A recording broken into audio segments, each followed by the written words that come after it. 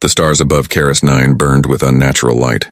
Explosions painted the darkness in shades of orange and white, each one marking the death of a ship and everyone inside it. The battle had been raging for 6 hours now, and Fleet Commander Zelthar knew they were losing. His clawed hands gripped the command console as another impact shook the bridge. Red emergency lights cast strange shadows across his blue-scaled face. Around him, his crew worked frantically at their stations, calling out damage reports and tactical information that all pointed to the same conclusion: they were going to die here.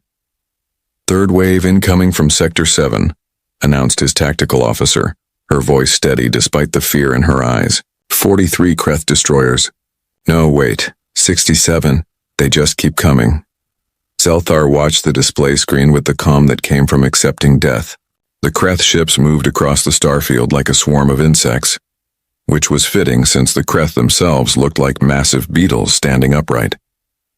Their ships were dark and angular, covered in spikes and sharp edges built for one purpose only: destruction. His own fleet, the pride of the Galactic Council, was being torn apart. The elegant Valorian cruisers with their swept-back wings and energy shields were burning.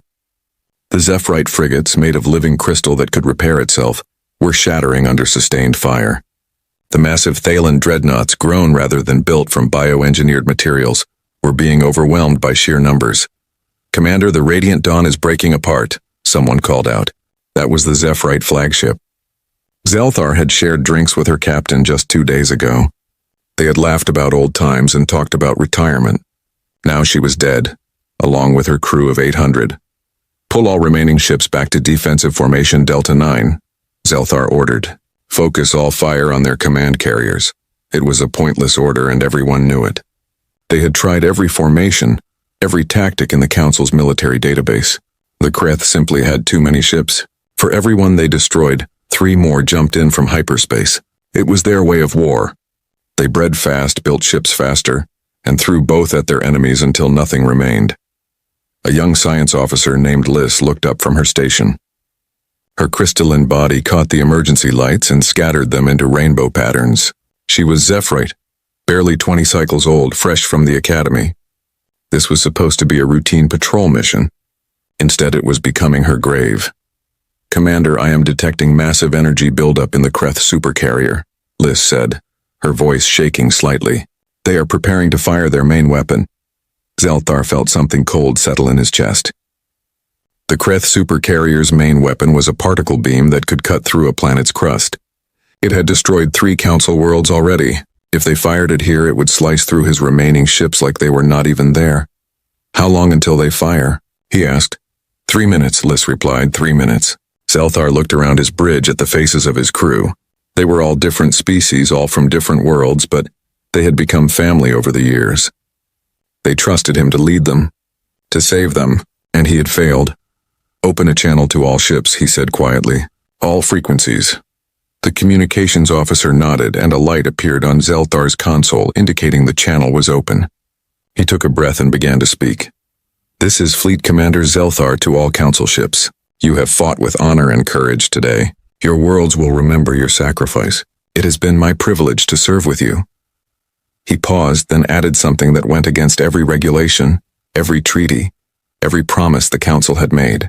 "I am now sending a priority distress call to all nearby vessels, Council members or not. If anyone can hear this, we are dying here. We need help." He cut the channel and turned to his communications officer. "Send the distress call on all frequencies, including the human colony frequencies." The officer's eyes widened. "Commander, the Treaty of Non-Interference specifically states that we cannot involve the humans in Council military matters. They are supposed to remain neutral observers." "I am aware of the treaty," Zelthar said. "I am also aware that we will all be dead in 3 minutes. Send the message." The officer hesitated only a moment before following the order. Everyone knew about the humans. They had arrived in Council space 20 years ago in their slow colony ships, asking only for permission to settle a few uninhabited systems and to observe galactic civilization. The Council had agreed, but with strict conditions. Humans were not to interfere in Council politics or military conflicts. They were to remain peaceful observers, nothing more. The Council had many reasons for this treaty. Humans were newcomers who still fought wars among themselves. Their history was filled with violence and conflict. They had nearly destroyed their own world multiple times with weapons of horrifying power. The Council had decided it was better to keep them isolated until they became more civilized. But right now, Zelthar did not care about treaties or politics. He cared about survival. Message sent, the communications officer confirmed, broadcasting on all human colonial frequencies. The nearest human settlement is the colony ship Indomitable, currently orbiting the gas giant in this system. Zelthar nodded. He knew the Indomitable. It was one of humanity's generation ships, a massive vessel designed to carry 10,000 colonists across the galaxy. It had been studying the gas giant's moons for the past 2 months, cataloging minerals and potential settlement sites. Peaceful work, scientific work, not military work. Another explosion rocked the bridge. The shields were failing. Zelthar could see it in the display. The blue barrier around his ship flickering and dying. The next hit would tear through the hull. 2 minutes until the Kreth supercarrier fires, Liz announced. Her voice was steadier now. Facing certain death had a way of bringing strange calm. Zelthar pulled up the tactical display and studied it one more time. 37 Council ships remained out of the original 200. The Kreth had lost perhaps 300 ships, but they still had over 500 in the system, with more arriving every few minutes. It was not a battle anymore. It was an execution. All ships concentrate fire on the supercarrier's weapon system, he ordered. If we can disable it before they fire, we might buy ourselves a few more minutes. Every remaining ship turned its weapons toward the massive Kreth vessel. Energy beams and missiles streaked through space, impacting against the supercarrier's shields. The shields held. They always held. The Kreth had learned to build their command ships to withstand incredible punishment. Shields at 15%, reported the tactical officer. We cannot take another hit. 1 minute until supercarrier fires, Liz said. Zelthar sat down in his command chair. There was nothing left to do. He had tried everything, spent every ship, exhausted every option. Soon the Kreth would fire their weapon and his ship would be cut in half. Then they would move on to destroy the remaining Council vessels. After that, they would invade Karas 9 and enslave or exterminate the 7 million civilians on the planet below. He thought about his family back on the Valorian homeworld, his mate and their 2 younglings. He had promised them he would return. He wondered if they would understand that he had done everything he could. The bridge was quiet now except for the hum of dying systems and the distant sound of explosions. Zelthar could see the Kreth supercarrier on the main display, its weapon glowing brighter as it charged. He could see his reflection in the dark screen at the edge of the display. He looked tired, old. 30 seconds, Liz whispered. Zelthar closed his eyes. He thought of his homeworld, with its purple oceans and silver beaches. He thought of the taste of morning fruit and the sound of his younglings laughing. He thought about all the things he would never experience again. 20 seconds, he opened his eyes. He would face death looking at it, not hiding. 10 seconds. The bridge crew had stopped working. They were all watching the display now, watching the weapon that would end their lives. 5 seconds. Zelthar gripped the armrests of his chair. 3, 2, 1. The Kreth weapon fired. A beam of pure energy, white-hot and as thick as a building, lanced across space directly toward Zelthar's ship. There was no dodging it, no blocking it. In less than a second, it would strike his vessel and cut through it like a blade through paper. Then something impossible happened. A new ship appeared between Zelthar's vessel and the beam. It simply materialized there, as if it had always been there, emerging from some kind of stealth system that Council sensors could not detect. The ship was enormous, easily twice the size of a Council dreadnought, with a hull that was dark gray and covered in strange markings. The Kreth beam struck the new ship's shields and stopped. The entire bridge crew gasped. The Kreth weapon, which could destroy planets, was being blocked by this unknown vessel's shields. Energy crackled across an invisible barrier as the beam poured its power against it. For 3 full seconds the beam continued firing, and for 3 full seconds the shields held. Then the beam shut off. The Kreth supercarrier's weapon exhausted. The unknown ship rotated slowly, deliberately, until it was facing the Kreth fleet. Lights began appearing along its hull, hundreds of them, each one a weapon coming online. What is that? Someone on the bridge whispered. Liz was frantically checking her instruments, her crystalline fingers moving across her console in a blur. I am reading the ship's identification beacon. It is the human colony ship Indomitable. But that is impossible. That cannot be a colony ship. The weapon's signature alone is more powerful than our entire fleet combined.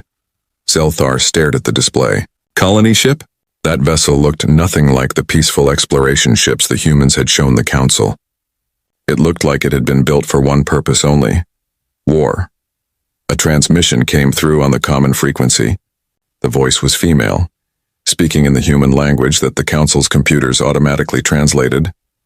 This is Captain Elena Vasquez of the Human Colonial Survey vessel Indomitable. We received your distress call, Commander Zelthar. Apologies for the delayed response. We needed a few minutes to drop our external civilian modules and prepare for combat. There was a pause, and then the voice continued with an edge that sent chills down Zelthar's spine. Attention, Kreth Dominion Fleet. You are ordered to cease fire and withdraw from this system immediately. This is your only warning. The Kreth response came quickly. It was a harsh clicking sound, aggressive and mocking. The translation scrolled across Zelthar's display. Humans, we have heard of you. Weak, soft. You hide behind treaties and play at peace. You are not warriors. Stand aside or be destroyed with the others. There was a long silence.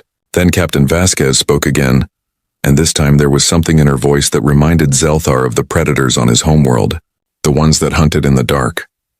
We gave you a warning. You declined. Very well. Let me introduce you to humanity's other face. The one we tried very hard to leave behind. The one we hoped we would never have to show the galaxy. Another pause. Indomitable to all Council ships. Get clear of the combat zone. This is about to get messy. The human ship began to move forward, accelerating toward the Kreth fleet with shocking speed. Zelthar watched, unable to look away, as the Indomitable charged directly at over 500 enemy warships. Alone. And as it moved, every weapon on its hull began to fire. 20 minutes earlier, aboard the human vessel Indomitable, Captain Elena Vasquez had been drinking coffee in her ready room when the distress call came through. She was reading reports about the gas giant's third moon, which showed promising deposits of rare minerals. Boring work, safe work, the kind of work humanity was supposed to be doing in Council space. Then her door chimed. Come in, Elena said, setting down her cup. Her first officer, Commander James Chen, entered quickly. His face was tight with tension. Captain, we have received a priority distress call on emergency frequencies. It is from the Council fleet. They are under heavy attack from Kreth forces at Karis 9. Elena sat up straight. Karis 9 was the inhabited planet on the other side of the gas giant. They had visited it briefly to register their presence in the system as required by Council law. She remembered meeting the planetary governor, a nervous little creature that looked like a purple rabbit. Nice enough. The Council fleet? That is Admiral-level command. What are they doing asking us for help? Elena asked. From the transmission, it sounds like they are dying, Captain, Chen replied. He pulled up a holographic display in the air between them. It showed the tactical situation at Karis 9. Even without military training, it was clear the Council was being slaughtered. Elena stood and walked closer to the display, studying it. Her dark eyes moved across the image, counting ships, calculating distances, analyzing the Kreth formation. Old instincts were waking up, instincts she had tried to bury for 20 years. Show me the exact message, she said quietly. Chen played the audio. Fleet Commander Zelthar's voice filled the room, translated into English by the ship's computer. Elena listened to the whole thing, hearing the resignation in the alien commander's voice. The acceptance of death, the desperate hope that maybe, just maybe, someone would answer. When it ended, Elena stood silent for a long moment. Captain, Chen prompted. Call a senior staff meeting. Immediately. Conference room A. Everyone drops what they are doing and gets there in 5 minutes, Elena ordered. Yes, ma'am, Chen said and left quickly. Elena walked to her window and looked out at the gas giant below. It was beautiful, swirling with storms of orange and gold, each storm large enough to swallow Earth whole. She had been enjoying the peace of scientific exploration. No combat, no death, no hard decisions that kept her awake at night. But she was not just a colony ship captain. None of them were just colonists. That had been humanity's quiet lie to the galaxy. The Council wanted to believe humans were peaceful scientists now, reformed from their violent ways.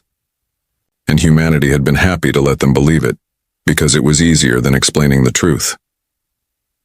5 minutes later, Elena walked into the conference room. Her senior staff were already there, sitting around the long table. Chief Engineer Martinez, Science Officer Okonkwo, Medical Officer Dr. Reeves, Tactical Officer Lieutenant Park, and Commander Chen. They all looked at her expectantly. "You all heard the distress call from the Council fleet," Elena began without sitting down. "They are losing badly. Current projections show total fleet destruction in under 3 minutes. After that, the Kreth will invade Karis 9 and kill or enslave 7 million civilians. We are bound by the Treaty of Non-Interference," Dr. Reeves said immediately. She was older, with gray hair and sharp eyes. "We cannot get involved in Council military actions." "I am aware of the treaty, Doctor," Elena replied. "I am also aware that over 500 Council military personnel are about to die, followed by 7 million civilians. The Kreth do not take prisoners.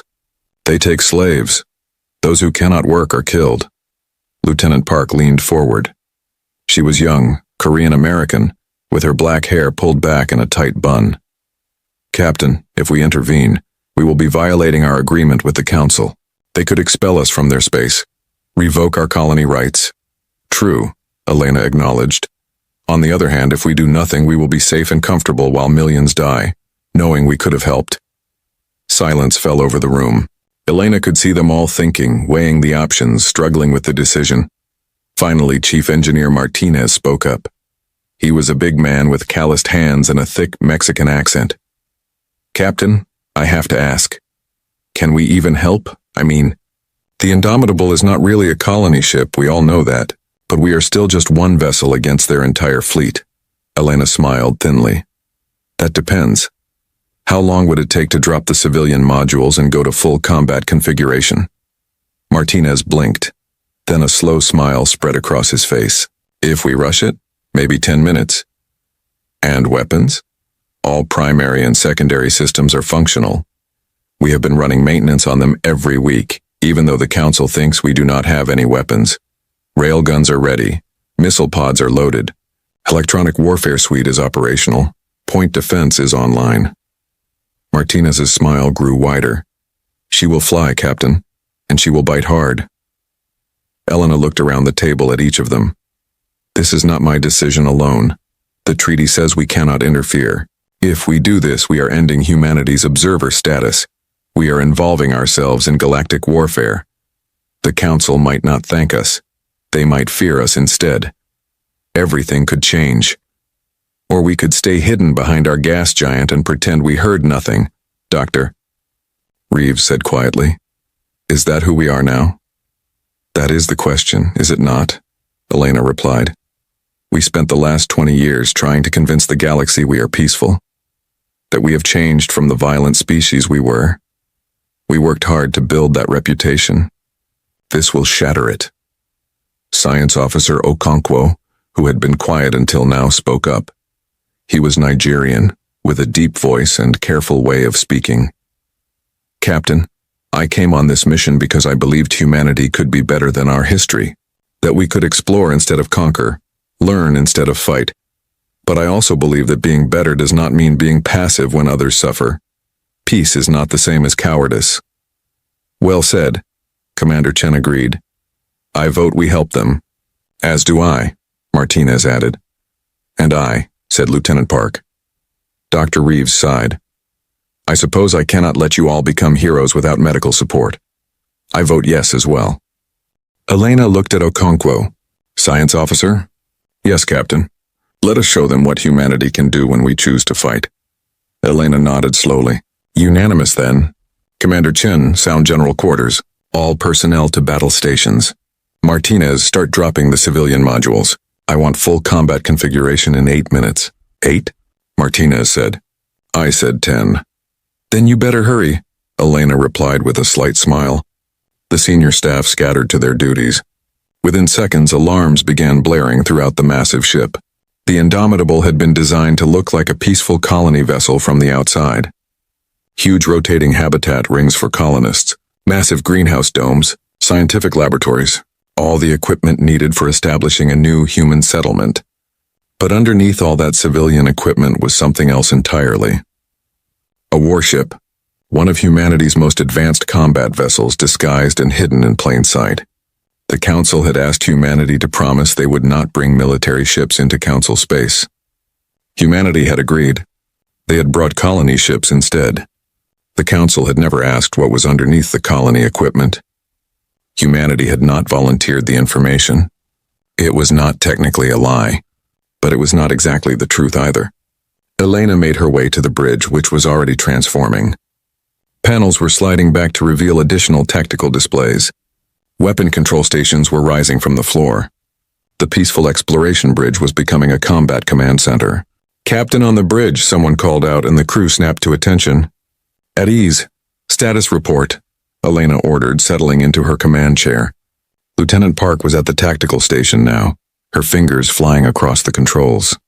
"All weapon systems coming online. Running final diagnostics now.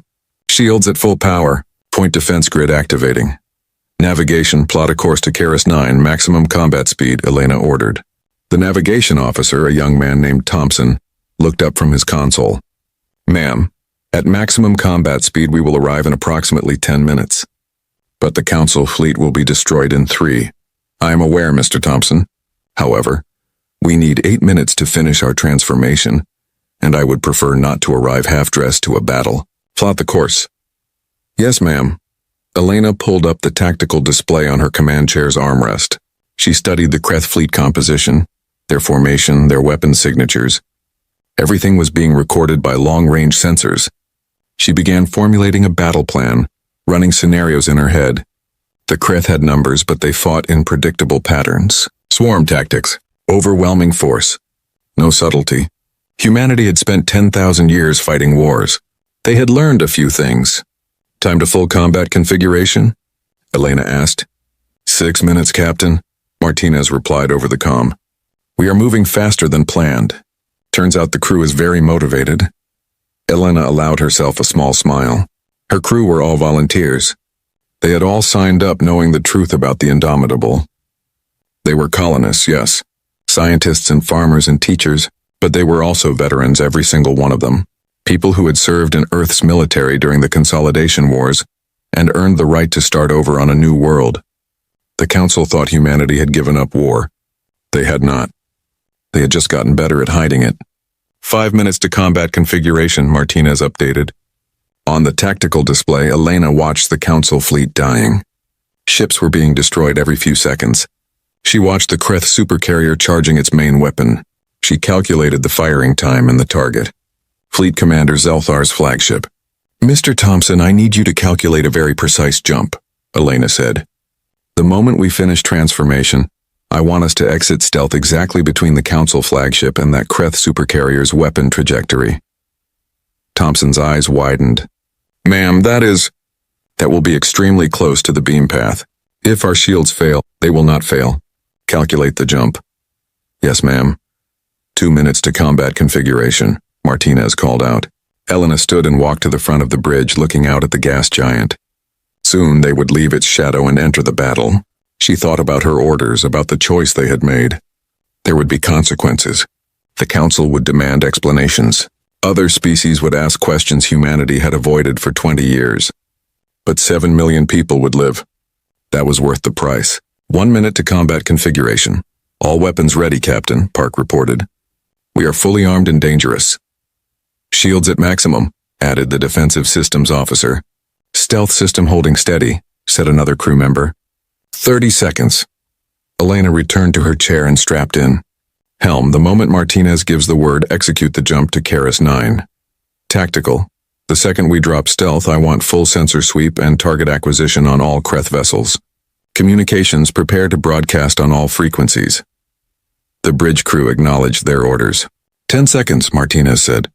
5, 4, 3, 2, 1. Combat configuration complete. All civilian modules detached. We are a warship now, Captain. Execute jump now. The Indomitable vanished from the gas giant's orbit and reappeared in the middle of a battlefield, directly in the path of a weapon that could destroy planets, shields blazing as they caught the full force of the Kreth supercarrier's beam. And Elena Vasquez smiled, because finally, after 20 years of pretending to be something they were not, humanity was going to show the galaxy what they really were. Predators. The Kreth fleet commander stood in the central chamber of the supercarrier, watching through multiple eyes as the strange new ship materialized in the battlefield. Its insectoid mind processed information differently than most species. Where others saw one scene, the Kreth saw hundreds of angles simultaneously, a composite image built from the vision of dozens of drones linked to its consciousness. The new ship was large. The new ship had blocked the superweapon. These were problems, but problems could be solved by applying more force. This was the Kreth way. This had always been the Kreth way. All vessels target the human ship. Destroy it, the commander clicked out the order, and 500 warships turned their weapons toward the Indomitable. Aboard the Council flagship, Zelthar watched in horror as thousands of weapons locked onto the human vessel. They are going to obliterate it. One ship cannot stand against that much firepower. Liz was still at her science station, her crystalline body shimmering with reflected light from the displays. Commander, the human ship is moving. Its acceleration is. That should not be possible. It is moving like a fighter craft, not a capital ship. She was right. The massive human warship suddenly accelerated forward, not away from the Kreth fleet but toward it. The ship moved with an agility that defied its size, rolling and twisting through space as the first wave of Kreth weapons fire reached it. Most of the shots missed entirely. The Kreth had aimed where the ship was, not where it would be. The few weapons that did connect struck shields that seemed impossibly strong. Energy beams splashed across invisible barriers and dissipated. Missiles detonated against the shields without penetrating. Then the Indomitable began firing back. The first weapons to fire were unlike anything in the Council's arsenal. They were railguns, magnetic accelerators that launched solid metal slugs at a significant fraction of light speed. No energy signature to track, no missile to shoot down, just solid tungsten rods moving so fast they were nearly invisible. The first rod hit a Kreth destroyer dead center.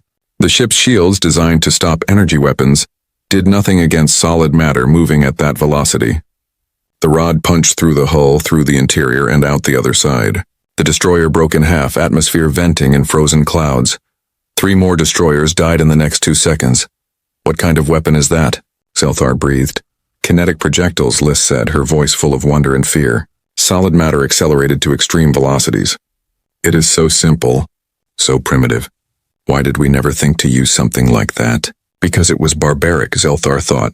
Council weapons were elegant, energy-based, designed to disable shields and electronics before destroying the ship itself. It gave enemies a chance to surrender. It was civilized. The human weapons were not civilized. They were designed to kill, nothing more. The Indomitable fired again, and this time it launched missiles. But these were not like Council missiles that flew in straight lines toward their targets. These missiles twisted and turned independently, each one making its own decisions, dodging defensive fire with an intelligence that suggested they were not just weapons but thinking machines. 6 missiles reached their targets. 6 Kreth cruisers exploded. All Council ships withdraw to minimum safe distance, Zelthar ordered. Give the humans room to work. His remaining vessels began pulling back, opening up the battlefield. The Kreth fleet swarmed forward to fill the gap, surrounding the Indomitable on all sides. From Zelthar's perspective, it looked like the human ship was being swallowed by a cloud of enemy vessels. Then something strange happened. The Kreth ships began losing communication with each other. Their coordination, always their greatest strength, started breaking down. Ships fired on positions where their allies had been moments before. Formation discipline collapsed. Some vessels stopped moving entirely, as if their crews had simply fallen asleep. What is happening to them? Zelthar asked. Liz checked her readings, confusion crossing her crystalline features. I am detecting massive electromagnetic interference centered on the human ship. It is broadcasting some kind of jamming signal across multiple frequencies. But it is more than jamming. It is actively attacking their computer systems, their navigation, their communications, even their life support in some cases. Electronic warfare, Zelthar said softly. They are not just fighting with weapons. They are fighting with information. The Indomitable continued its deadly dance through the Kreth fleet.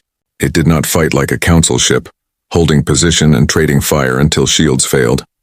It fought like a living thing, constantly moving, never in the same place twice. Its weapons fired from unexpected angles. Its movements seemed random but were actually carefully calculated, and it was winning. A Kreth battle group of 20 ships moved to surround the Indomitable, cutting off its escape routes. The human ship did not try to escape. Instead, it accelerated directly toward the largest ship in the group, a heavy cruiser. At the last possible moment, the Indomitable fired its main engines in reverse, bleeding off speed in a maneuver that should have torn the ship apart from the G-forces. The Kreth cruiser, unable to stop its own momentum, slammed into 3 of its own support ships. The collision destroyed all 4 vessels. They are using the Kreth's numbers against them, Liz said in amazement. In close quarters with so many ships, the Kreth cannot fire without risking hitting their own forces. But the human ship is small enough and fast enough to maneuver between them. A transmission came through from the Indomitable. Captain Vasquez's voice was calm, almost conversational. "Council flagship, this is Captain Vasquez. You might want to cover your sensors for the next few seconds. This is going to be bright." "What does she mean?" Zelthar started to ask, but then the human ship fired something new. Dozens of small objects shot out from the Indomitable in all directions. For a moment, nothing happened. Then each object detonated in a flash of light so intense that it overwhelmed every visual sensor on the Council flagship. Zelthar's screen went white. Emergency filters kicked in, but not before the brightness seared after images into his eyes. When the sensors came back online, 50 Kreth ships were drifting dead in space, their systems completely fried by electromagnetic pulse. The crews were probably still alive, but their ships were nothing more than floating metal coffins. "Flashbang. Grenades," Liz said, reading the weapon signature. "But scaled up to affect entire warships. That is, I do not even know how to classify that." The Kreth fleet was starting to lose cohesion now. They had lost over 100 ships in just a few minutes. The survivors were pulling back, trying to establish a new formation outside the Indomitable's immediate range. It was a smart move, one that would let them use their numbers advantage without getting caught in close quarters again. But Captain Vasquez apparently had no intention of letting them regroup. "All council ships, you are going to want to move away from the asteroid belt region designated Charlie 7. Vasquez's voice came through again. "We are about to make a mess." Zelthar pulled up the navigation chart. Charlie 7 was an asteroid field between their current position and the Kreth fleet's new formation point. There were thousands of asteroids there, ranging from small rocks to mountain-sized chunks of stone and ice. The Indomitable changed course, heading directly for the asteroid field at full speed. The Kreth fleet followed, trying to cut off the human ship before it could use the asteroids for cover. They were too slow. The Indomitable reached the asteroid field first and dove into it. The Kreth fleet entered the field from multiple angles, trying to surround their prey. Ships wove between asteroids, sensors straining to track the human vessel. Then the Indomitable fired on the asteroids themselves. Railgun shots and missiles slammed into the largest asteroids, not destroying them but changing their trajectories. Massive rocks began moving, pushed by the impacts, creating a deadly chain reaction. Asteroids collided with other asteroids.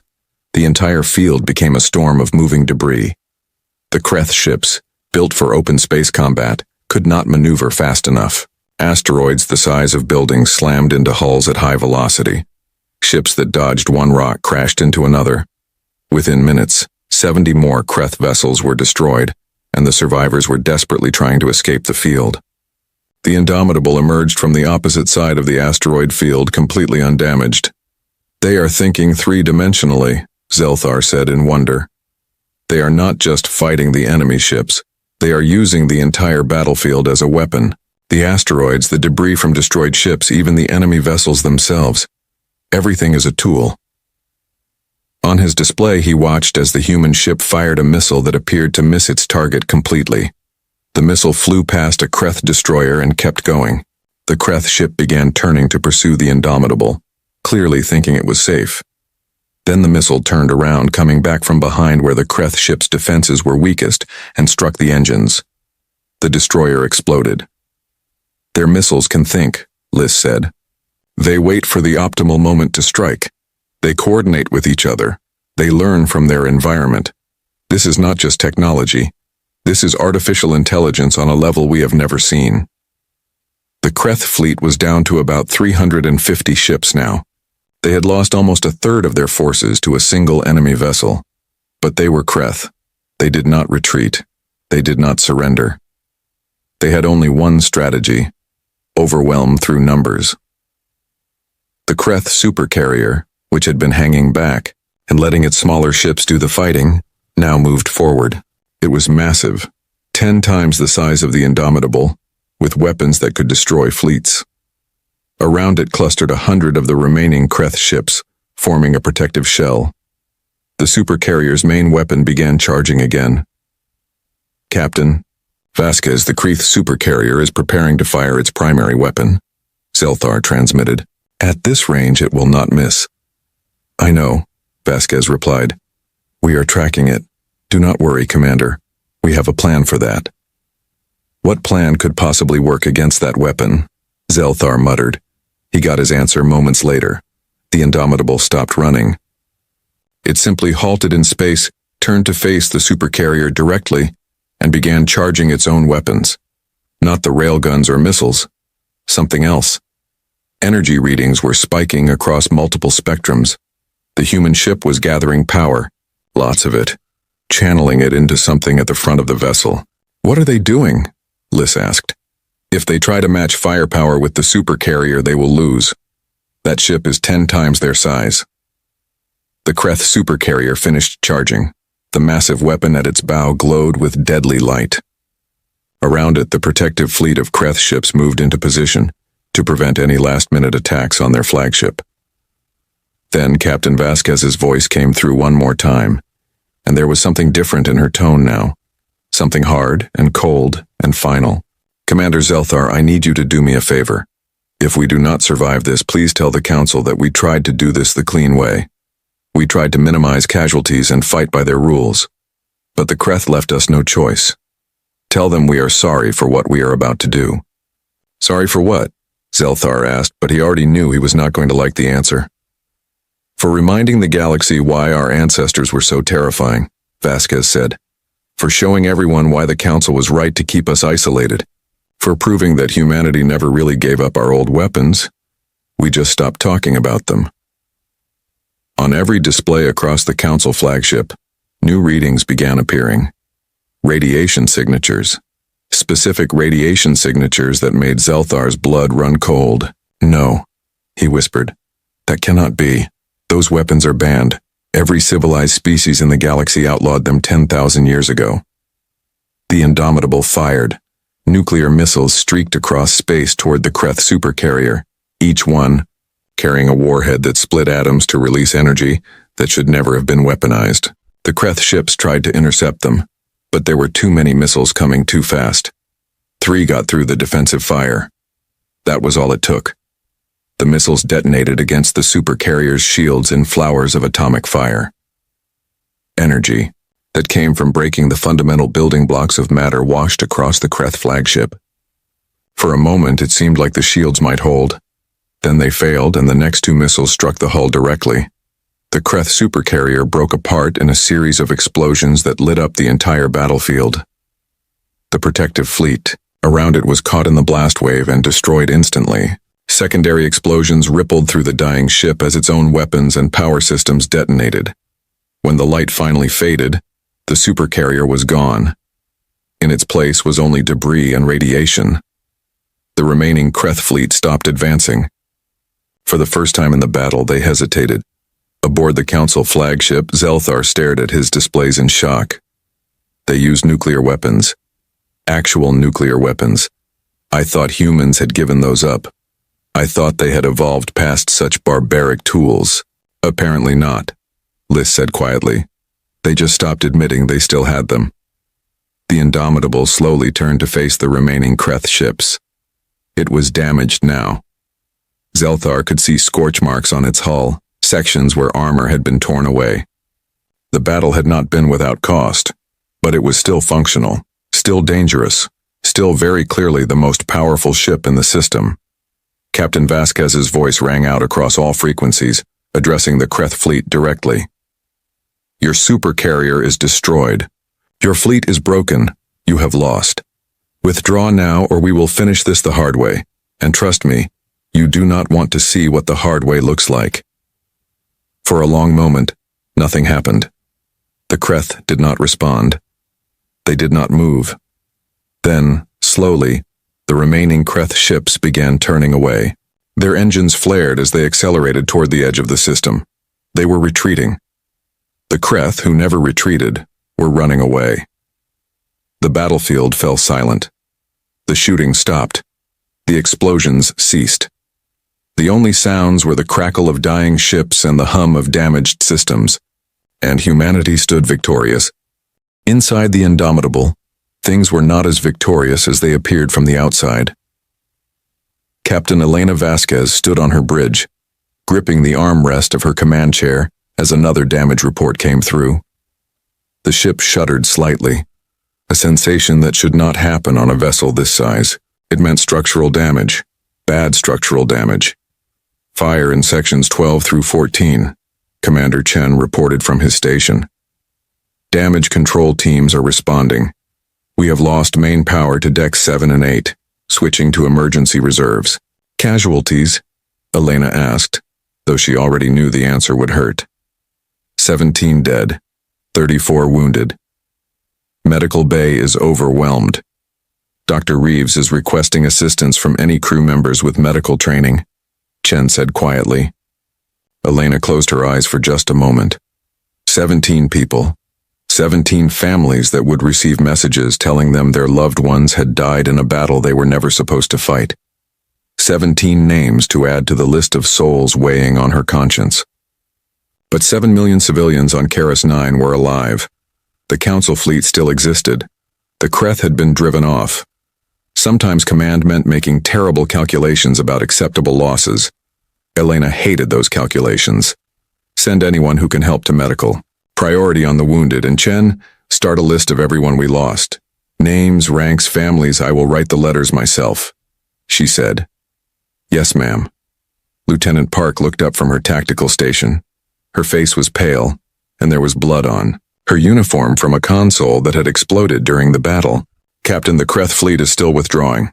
They are at the edge of our weapons range now. Do we pursue? Elena looked at the tactical display. The Kreth ships were running, their formations scattered, their coordination broken.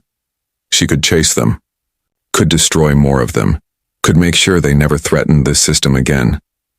But at what cost? Her ship was damaged. Her crew was exhausted. Her weapons were depleted. And more importantly, pursuing a fleeing enemy was not defense. It was vengeance. She had done what she came to do, saved lives, stopped an invasion, nothing more. Negative, let them go.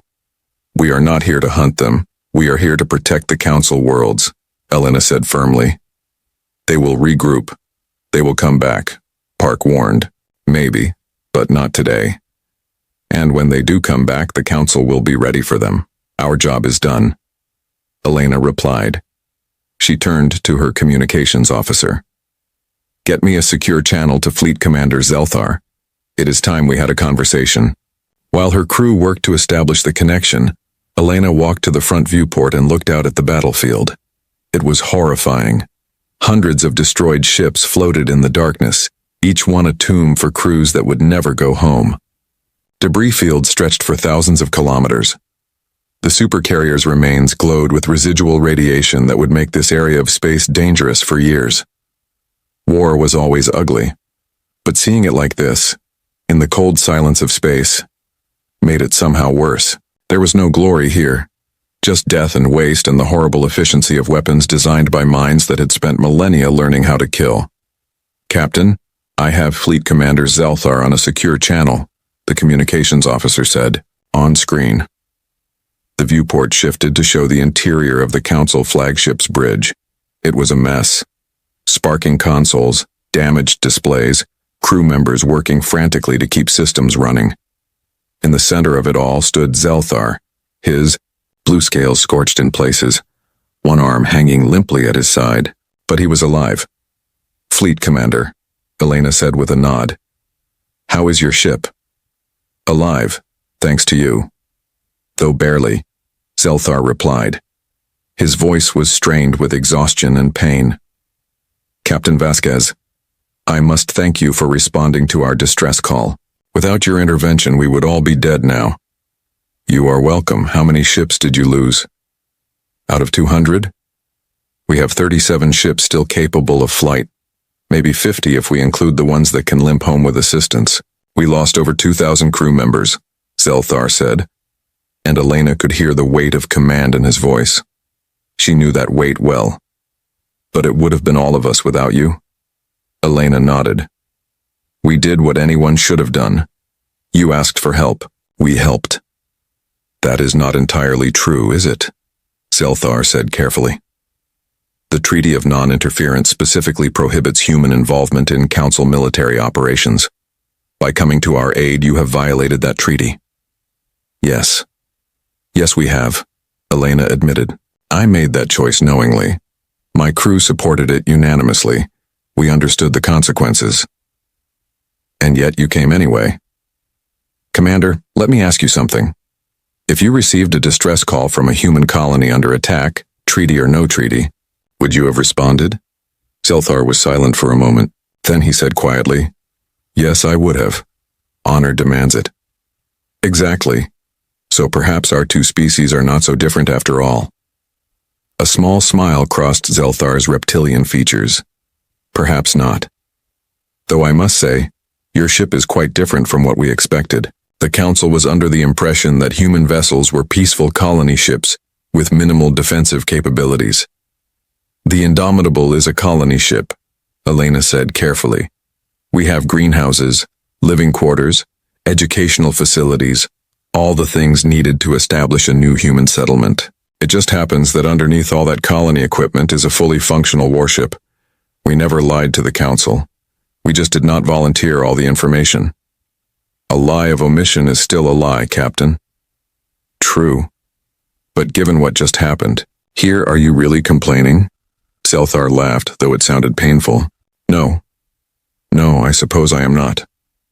Though I suspect the Council as a whole will have many questions for your people. You used weapons that have been banned for millennia. Nuclear weapons, Captain. Every civilized species agreed to abandon those terrible devices. We agreed to nothing. We were not part of your council when that ban was enacted, Elena pointed out. And before you judge us too harshly, remember that those terrible devices just saved your life and the lives of 7 million civilians. That is a fair point, Zelthar admitted. Still, the council will want answers about your weapons, about your ships, about what other surprises humanity has hidden from us. Elena sighed. I know. Tell them we will answer their questions. All of them. Honestly. But first we need to secure the system and make sure the Kreth do not come back while everyone is vulnerable. Your fleet needs time to recover. My ship needs repairs. The civilians on Karis 9 need to know they are safe. Agreed. I will transmit our damage reports to you. Perhaps your engineers can assist with repairs? We lost most of our technical staff when the secondary carrier was destroyed. We will help however we can, Elena assured him. Send us your priority list. And Commander, I am sorry for your losses. I know what it is like to lose people under your command. It never gets easier. Zelthar's expression softened. Thank you, Captain. And I am sorry for your losses as well. I saw the damage to your ship. You paid a price for helping us. A price worth paying. Vasquez out. The screen went dark. Elena stood there for a moment, gathering her thoughts. Then she turned back to her crew. Status of the Kreth fleet? She asked. They have jumped to hyperspace, Park reported. Long-range sensors show them heading back toward Kreth space. Looks like a full retreat. Good. Keep monitoring in case they change their minds. Martinez, how long until we have main power restored? Another 3 hours, Captain. The Kreth really did a number on our power distribution systems. We are lucky we did not lose containment on the reactor. The chief engineer replied over the comm. Make it 2 hours if you can. I want to be ready if they come back. Yes, ma'am. We will do our best. Elena walked back to her command chair and sat down heavily. Every muscle ached. Her head pounded from stress and adrenaline crash. She wanted to sleep for about 3 days straight. But there was still work to do. "Captain, we are receiving hundreds of transmissions from the planet below," the communications officer said. "Government officials, news media, civilians. They all want to know what happened. They want to thank us. Later, right now, focus on military communications only. We need to maintain fleet coordination until we are sure the system is secure." Across the bridge, crew members worked at their stations with the mechanical efficiency of exhaustion. They had trained for combat for years, but training was different from reality. Training did not have the smell of burnt electronics and flash-frozen blood. Training did not include writing letters to dead friends' families. "Captain, you should see this." Liss's voice came through on a channel from the Council flagship. "We are analyzing the battle data. The results are remarkable. Patch it through." Numbers and graphs appeared on Elena's display. Analysis of the battle, ship movements, weapons effectiveness, casualty rates. The data was sobering. The Indomitable had destroyed or disabled over 200 Kreth ships. One human vessel against hundreds of enemies. The kill ratio was almost unbelievable. But what stood out most was the efficiency. Human weapons had a 93% hit rate compared to the Kreth's 47%. Human missiles had an 89% success rate at reaching their targets. Electronic warfare had disabled or disrupted over 50 enemy ships without firing a single physical weapon. "We have been studying warfare for thousands of years," Elena said quietly to herself. "While you were building your civilization, we were perfecting the art of killing each other. Is it really surprising we are good at it?" "Captain?" Chen asked, overhearing her. "Nothing. Just thinking out loud." Another transmission came in, this one on a priority channel. It was from Admiral Tarsus, the Council's supreme military commander. Elena had met him once at a diplomatic function. He had seemed arrogant, dismissive of humanity's capabilities. She wondered if his opinion had changed. "Put him through." The Admiral's face appeared on her screen. He was a tall being with gray skin and 4 arms, each one currently crossed over his chest. His expression was impossible to read, but his voice was cold. "Captain Vasquez, I have been informed of your unauthorized intervention in Council military operations. You are aware this violates multiple treaties and agreements?" "Yes, Admiral. I am aware." "Then perhaps you can explain why you chose to engage in combat without authorization, using weapons the Council has banned, and revealing capabilities that humanity specifically claimed not to possess." Elena met his gaze steadily. "Admiral, with respect, when I received Fleet Commander Zelthar's distress call, I had a choice.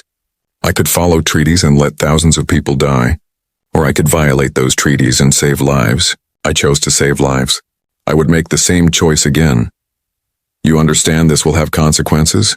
The Council cannot simply overlook such actions." "I understand, and I am prepared to face whatever consequences the Council deems appropriate. But before you pass judgment, Admiral, remember that your fleet is still intact because we intervened. 7 million civilians on Karis 9 are alive because we intervened. Your career is not over because we intervened. You might want to consider that before you threaten the people who just saved you." The Admiral's expression shifted slightly. Was that respect? Anger? Fear? Elena could not tell. "The Council will summon you to give testimony about this incident, about your capabilities, about humanity's true intentions in our space. We will answer all questions honestly, Admiral. Humanity has nothing to hide anymore. You wanted to know what we are capable of. Now you know. You wanted to see if we had truly left our violent past behind. The answer is no. We are still capable of violence. We are just very careful about when and how we use it. That may not be the reassurance you think it is, Captain. It is not meant to be reassurance.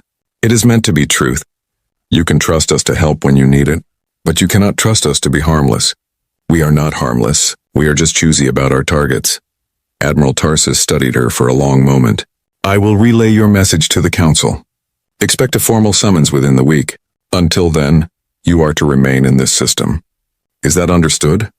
"Perfectly, Admiral. We were not planning on going anywhere. There are repairs to complete and injured personnel to care for." "Very well. Admiral Tarsus out." The transmission ended. Elena leaned back in her chair and closed her eyes. "Think they will arrest us?" Chen asked quietly. "Maybe, or maybe they will thank us. Or maybe they will do both. Honestly, Chen, I have no idea what happens next. We just showed the entire galaxy that humanity is still dangerous. That we still have weapons they feared. That we still know how to use violence as a tool. Some will appreciate that, others will fear it. We will have to wait and see which side wins. Was it worth it? Helena opened her eyes and looked at her first officer. 17 people died today fighting for something they believed in. Thousands more are alive because of their sacrifice. Ask me in a year if it was worth it. Right now I am too tired to know. She stood up and addressed her bridge crew. You all performed exceptionally today. I am proud of every single one of you. Get some rest when you can. We are going to need our strength for what comes next. Outside the viewport, the battlefield slowly grew quieter. Ships stopped burning. Debris settled into new orbits. The violence faded into memory, leaving only the silence of space and the floating testament to what humanity could do when pushed. The silence fell, and humanity stood victorious. But victory always had a price, and Elena Vasquez knew they would be paying it for a long time to come. 5 days after the battle, Captain Elena Vasquez stood in the observation deck of the Indomitable, looking out at the fleet of ships that had gathered in the Keras 9 system. There were council warships, repair vessels, medical frigates, and dozens of civilian transports bringing supplies and personnel. The system had become a hub of activity as the galaxy responded to what had happened here. And there, arriving through a shimmering portal of bent space, came the Council's diplomatic cruiser. It was beautiful in the way Council ships always were. Smooth curves and elegant lines, more artwork than warship. It made the battle-scarred Indomitable look crude by comparison. Elena took a sip of her coffee, her third cup of the morning, and watched the cruiser glide toward them. Somewhere aboard that ship were the representatives who would decide humanity's fate in Council space. She should have been nervous. She was too tired for nervousness. Captain, the Council diplomatic vessel is requesting permission to dock. Commander Chen's voice came through her communicator. Permission granted. Have an honor guard meet them at airlock 3. Full ceremony, Elena replied. You think they deserve ceremony after threatening to arrest us? Elena smiled slightly. Chen, they are not here to arrest us. If they wanted to do that, they would have sent warships. They sent diplomats. That means they want to talk. So we will be polite, professional, and we will listen to what they have to say. And if they still try to arrest us, then we will be polite, professional, and we will decline. The Indomitable is still the most powerful ship in this system. They cannot arrest us unless we let them. 30 minutes later, Elena stood in the main conference room with her senior staff. The room had been cleaned and repaired, though scorch marks still showed on one wall where a power conduit had exploded during the battle. They could have hidden the damage, but Elena had chosen not to. Let the Council see what their rescue had cost. The door opened and the Council delegation entered.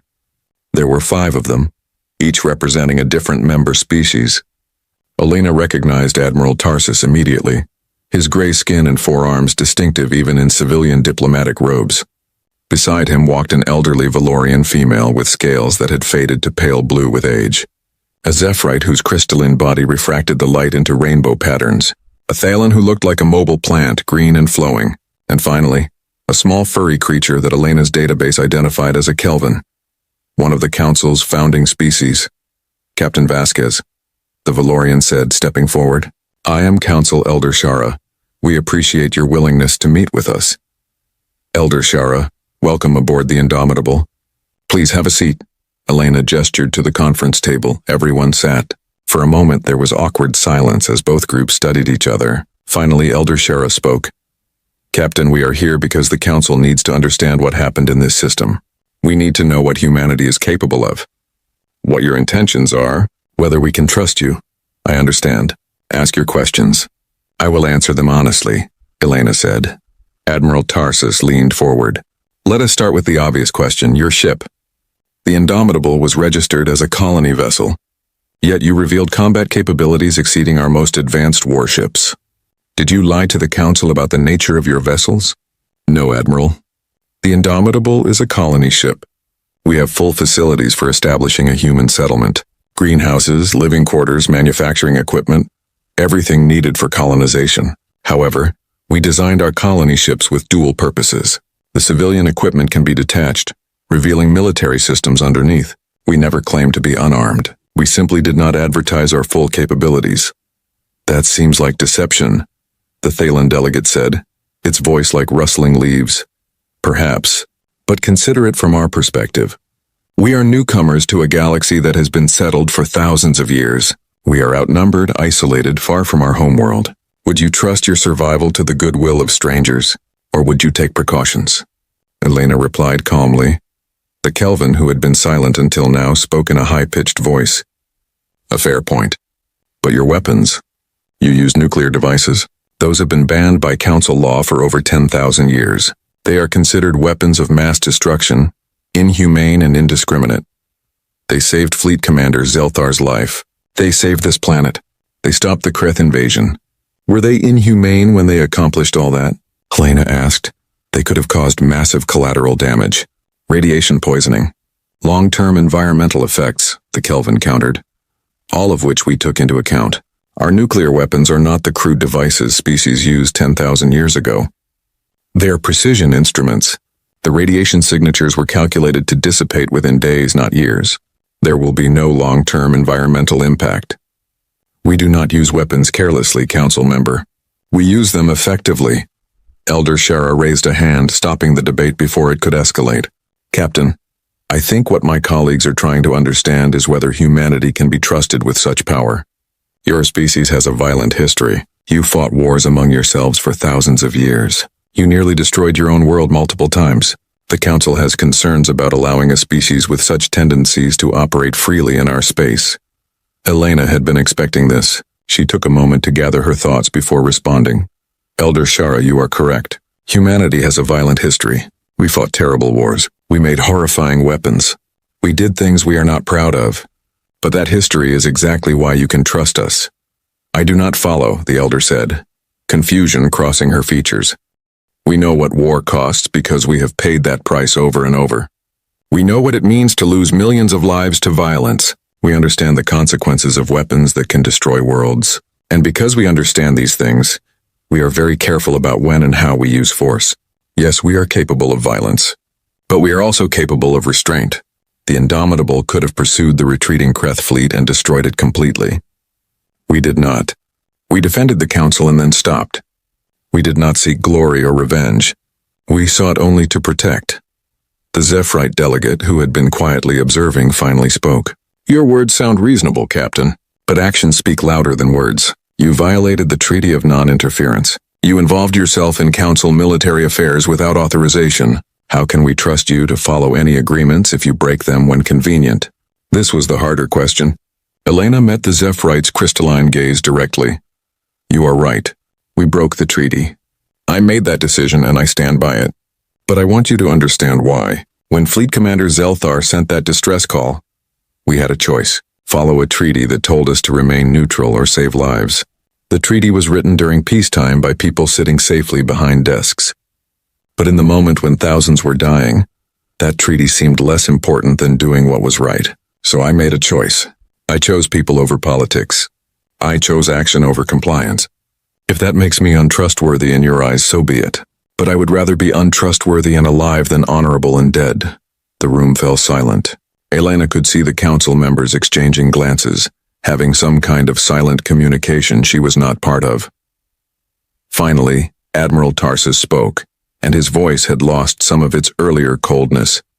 Captain, I was aboard the flagship during the battle. I watched your ship fight. I watched you save my fleet. And I watched you use weapons and tactics that terrified me. Do you know what frightened me most? What, Admiral? The efficiency. You did not fight with anger or rage. You fought with precision and calculation, like you had done it 1,000 times before. Like killing came naturally to you. That is what scares the Council. Not that you are violent, but that you are good at it. Elena nodded slowly. Admiral, humanity spent 10,000 years fighting each other. We refined warfare into a science. We studied every aspect of combat, from tactics to technology to psychology. Yes, we are good at war. That is not something we are proud of, but it is something we are honest about. The question is not whether we are capable of violence. The question is whether we will use that capability responsibly. And will you? Elder Shara asked quietly. That depends on the situation. If someone threatens humanity or our allies, yes, we will use violence to defend ourselves. But we will not be the aggressor. We will not seek conquest. We will not use our power to bully or dominate. We came to Council space to find a new home. to learn from older civilizations, to contribute to galactic society. That has not changed. The only thing that has changed is that now you know we can defend what we care about. The Thalan delegate rustled thoughtfully. You speak of allies. Does that include the Council? It does if the Council wants it to. We came to your aid when you needed us. We would do so again. But that has to be mutual. If the Council expects humanity to remain neutral while Council worlds are attacked, then we are not really allies, are we? We are just neighbors who occasionally wave at each other. Elder Shara smiled at that. It was the first smile Elena had seen from any of the delegates. An interesting perspective, Captain. Tell me, what is it that humanity wants from the Council? Elena had thought about this question for days. Now she gave her answer, recognition, not as observers or second-class members, but as full participants in galactic civilization. We want to contribute our knowledge, our skills, our perspective. In exchange, we want access to Council trade, Council technology, Council protection. We want to be part of something larger than ourselves. But we will not give up our ability to defend ourselves to do it. The Treaty of Non-Interference needs to be renegotiated. We cannot be expected to stand by and do nothing when innocents are threatened. You are asking for quite a lot, the Kelvin noted. We are offering quite a lot in return. Military assistance, advanced technology, access to human scientific research. We may be newcomers, but we are not primitives. We have things to offer. Admiral Tarsus leaned back in his chair. The Council has been debating humanity's status for days. Some want you expelled from Council space entirely. They fear what you represent. Others want you as allies, seeing the value in your combat capabilities. Still others want to restrict you, to control your weapons and limit your movements. And what do you want, Admiral? Elena asked. The Admiral was quiet for a moment. Then he said, I want to know that if another crisis occurs, if another Kreth fleet appears, humanity will respond again. I want to know that there are beings in this galaxy who will fight when fighting is necessary. The Council has grown soft in many ways. We have relied on diplomacy and treaties for so long that we forgot how to defend ourselves properly. The Kreth proved that. You reminded us that sometimes peace is maintained through strength. So you want us to be your soldiers? Elena asked carefully. No, I want you to be our partners. Equals who stand beside us when darkness threatens? Elder Shara nodded in agreement. I believe Admiral Tarsus speaks for many of us. Captain, the Council is prepared to offer humanity a new treaty, one that recognizes your right to maintain defensive military capabilities, one that grants you full membership status with all the rights and responsibilities that entails, and one that includes a mutual defense pact. If human worlds are threatened, the Council will respond. If Council worlds are threatened, humanity will respond. Together we stand stronger. Elena felt something loosen in her chest. Relief maybe, or hope. That sounds acceptable, Elder. But we need to include some conditions. Humanity will maintain our own military forces. We will share technology. But we retain the right to keep some capabilities classified. And we need protection for our colonies. All of them. Agreed. Though the Council will expect the same from you. Some of our technologies are not ready to be shared, and we will have questions about your nuclear weapons. Perhaps limits on when and how they can be deployed. Reasonable. We can discuss specifics, but yes, we can work within reasonable limits. The Zephyrite delegate spoke up. There is one more matter. The battle. There were casualties on both sides. The Council would like to propose a joint memorial for all who died in the defense of Karis 9. Both our people and yours. Together. Elena felt her throat tighten unexpectedly. I would like that very much. Thank you. It is appropriate. They all fought for the same cause. They deserve to be remembered together, Elder Shara said gently. The meeting continued for another 2 hours, working through details and specifics, trade agreements, technology exchange programs, military coordination protocols, immigration policies, 1,000 small details that would define humanity's relationship with the Council for decades to come. Finally, as the discussion wound down, the Kelvin asked one last question. Captain, I am curious. When you received Fleet Commander Zelthar's distress call, how long did it take you to decide to intervene? Elena smiled. About 10 seconds to call a meeting. Another 5 minutes to discuss it with my senior staff. The vote was unanimous. Why do you ask? Because it tells me something important about your species. You did not hesitate. You did not calculate political advantage. You simply heard someone calling for help and responded. That is the mark of a good ally. Perhaps humanity is not so frightening after all. Oh, we are frightening, council member. We are very frightening when we need to be, but we try to be frightening to the right people, to those who threaten the innocent, to those who start wars, to those who refuse to stop when given the chance. As long as you are not one of those, you have nothing to fear from humanity. The delegation stood and there were handshakes and formal farewells. As they prepared to leave, Admiral Tarsus pulled Elena aside. "Captain, may I speak with you privately for a moment?" "Of course, Admiral." They stepped into a side office. Tarsus stood quietly for a moment, then spoke in a low voice. "I wanted to thank you personally, not as an admiral, but as someone who would be dead without your intervention.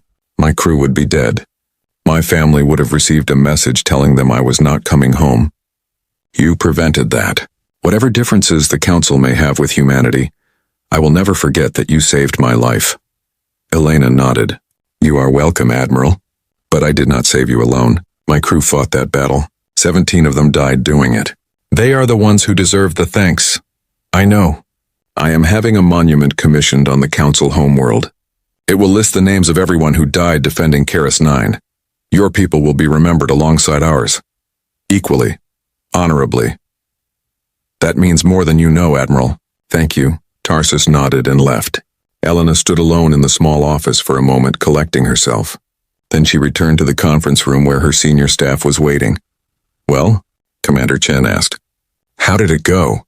"Better than expected. We have a new treaty, full Council membership, mutual defense pact. They are accepting us as equals." The room erupted in quiet celebration, smiles and handshakes and relief. They had gambled everything on a single decision, and somehow it had worked out. But Elena could not fully share in the celebration. She walked back to the observation deck and stood looking out at the stars. After a few minutes, she heard footsteps behind her. She did not need to turn around to know it was Dr. Reeves. "You should be celebrating with the others," the doctor said, coming to stand beside her. "I keep thinking about the 17, Elena replied quietly. "The ones who are not here to see this. They died for something good, but they still died. Their families still lost them." "You made the right choice, Elena." "Did I? I keep asking myself that. What if we had stayed hidden? Those 17 would still be alive. Maybe the Council would have found another way to win. Maybe the Kreth would have retreated on their own. And maybe the Council fleet would have been destroyed and 7 million civilians would be dead or enslaved. You cannot think like that. You made the best decision you could with the information you had. That is all any commander can do." Elena was silent for a long moment. Then she said, "I wrote the letters. To their families. Trying to explain why their loved ones died in a battle we were never supposed to fight. Some of them will understand. Some will hate me for it. I do not blame them. The price of command," Dr. Reeves said softly. "Heavy is the head that wears the crown and all that." Something like that. They stood together in comfortable silence, watching the ships move through space. Repair crews were still working on damaged vessels. Medical transports were evacuating the wounded to better facilities. Life was slowly returning to normal, or at least to a new normal. "The crew wants to hold a memorial service tomorrow," Dr. Reeves said after a while. "For the ones we lost. They asked if you would speak. Of course, I owe them that much." "You owe them nothing, Elena. They volunteered. They knew the risks. They chose to fight. That does not make it easier." "No. It never does." The next day, the entire crew gathered in the main cargo bay, which had been cleared and converted into a memorial space. 17 photographs hung on the wall. Faces of the dead, young and old. Men and women from a dozen different Earth nations, all united by the choice they made and the price they paid. Elena stood before them, wearing her dress uniform, and looked out at her crew. They were bruised and bandaged, exhausted and grieving, but they were here. They were alive. She began to speak. 5 days ago, we received a distress call from people we barely knew. We could have ignored it. We could have followed the rules and stayed safe. But that is not who we are. That is not what humanity stands for. We believe that when someone calls for help, you answer, even if it costs you, especially if it costs you. She paused, looking at the photographs. These 17 people answered that call. They fought with courage and skill. They protected the innocent. They saved lives. And they paid the ultimate price doing it. We cannot bring them back. We cannot undo their sacrifice. All we can do is honor their memory and promise that their deaths meant something. Elena walked to the wall of photographs and touched the first one. Lieutenant Maria Santos, engineering specialist, 26 years old, killed when a plasma conduit exploded in her section. Lieutenant Santos died keeping our engines running. Without her, we would not have been able to maneuver. We would have been destroyed. She saved the ship and everyone on it. She moved to the next photo. Ensign David Kim, tactical systems operator, 23 years old, killed when his console overloaded during the battle. Ensign Kim maintained weapons targeting throughout the battle. His accuracy allowed us to maximize our effectiveness. He saved council lives by being excellent at his job. One by one, Elena went through all 17 names, telling their stories, explaining how they died, making sure everyone understood that these were not just numbers or casualties. They were people, friends, family, heroes. When she finished, she turned back to the assembled crew. The galaxy knows now what humanity is capable of. They know we can fight. They know we can win. But more importantly, they know we will stand with our allies. We will protect the innocent. We will answer the call when others need us. That is the legacy these 17 people left us. That is what they died for, and that is what we will carry forward. She saluted the photographs. Behind her, the entire crew came to attention and saluted as well. Rest easy, warriors. We have the watch now. The memorial service ended and the crew slowly filed out. Elena stayed behind, alone with the photographs. She thought about each of them. The conversations they had shared, the jokes they had told, the dreams they had for the future. All gone now. All sacrificed, but not for nothing. Never for nothing. A week later, the Indomitable was ready to depart. The repairs were complete, or at least complete enough to make the journey to the nearest major shipyard. The crew was rested. The wounded had been transferred to medical facilities. It was time to go home and face whatever consequences awaited them there. Elena stood on the bridge as they prepared for departure. Around her, the crew worked at their stations with quiet efficiency. They had been changed by the battle. They moved with a new confidence, a new understanding of what they were capable of. "Captain, we are receiving a transmission from the planet below," the communications officer said. "It is the planetary governor. On screen." The purple rabbit-like creature appeared, looking much less nervous than the last time Elena had seen him. "Captain Vasquez, I wanted to personally thank you before you departed. The people of Karis 9 owe you their lives. We will never forget what humanity did for us. You are welcome, Governor. Take care of your people. We will. And Captain, there is something else. The Planetary Council has voted unanimously to name our capital city's central square after your ship. Freedom Square, in honor of the HCWS Indomitable. We hope you will visit someday and see it." Elena felt her eyes sting unexpectedly. "That would be an honor, Governor." "Thank you." "No, Captain. Thank you. Safe travels." The transmission ended. Elena took a deep breath, composing herself. "Well," Commander Chen said with a slight smile. "Looks like we made some friends." "Looks like we did," Elena agreed. "Helm, take us out." "Set course for human space. Let us go home." The Indomitable's engines flared to life, and the massive ship began moving away from Karis 9. Behind them, the Council fleet formed up in a salute formation, a sign of respect between warriors. Elena watched them on her screen, feeling a strange mixture of pride and sadness. They had come to this system as observers, outsiders, strangers to be tolerated but not trusted. They were leaving as allies, partners, friends. The galaxy would never see humanity the same way again, and humanity would never see itself the same way either. "Captain, we are receiving multiple transmissions from Earth government," the communications officer reported. "They want a full report on what happened.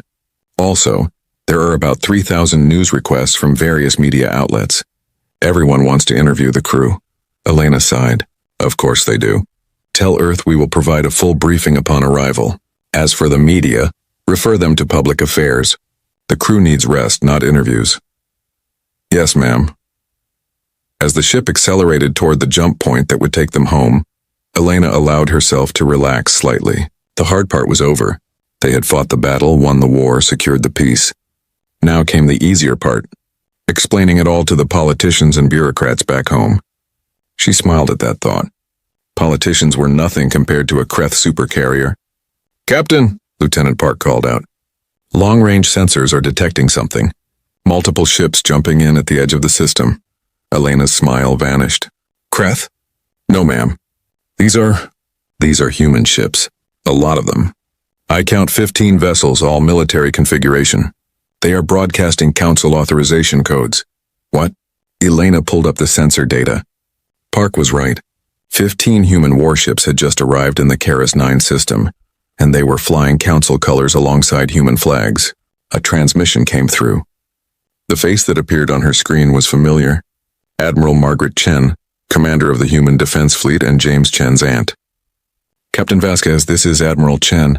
We received word of your engagement with Kreth forces. We came as fast as we could.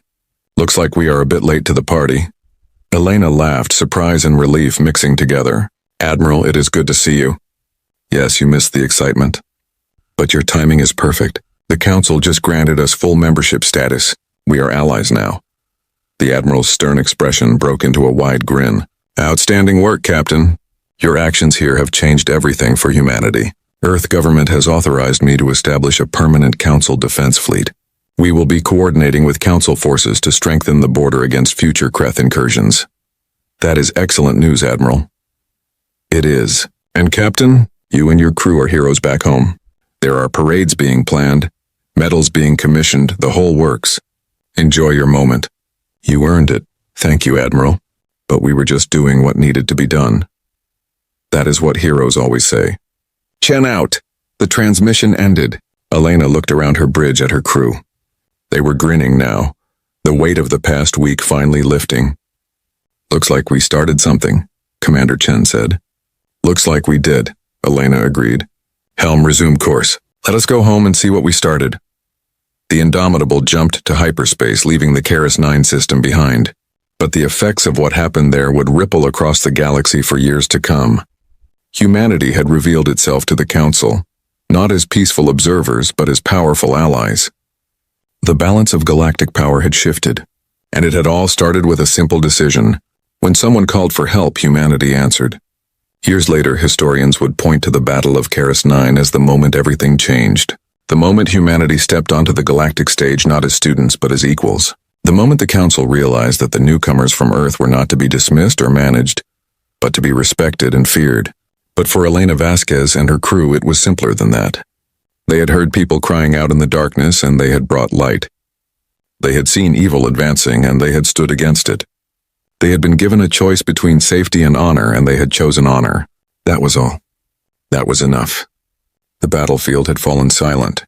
Humanity stood victorious, and the galaxy would never be the same.